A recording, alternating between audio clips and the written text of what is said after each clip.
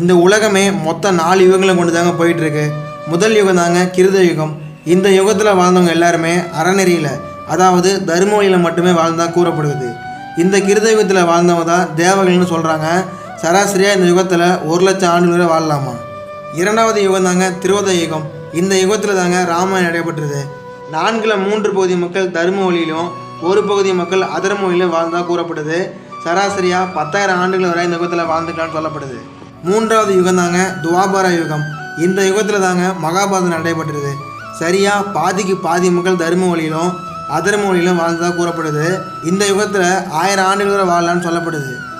நான்காவது யுகம் தாங்க இப்போ நம்ம வாழ்ந்துட்டு இருக்கக்கூடிய கலியுகம். இங்கே உள்ள 90% மக்கள் அதர்ம வழியில் மட்டும்தான் வாழ்வாங்கன்னு சொல்லப்படுது. போட்டி, பொறாமை, நன்மை, தீமை எல்லாம் இந்த யுகத்தில் நடைபெறும். கலியுகம் முடிகிறப்ப நம்ம உலகமே கடும் நோய்களாலும் கடும் வறட்சிகளாலும் பசி பட்டினி போன்றவற்றாலும் அவதிப்படுமா.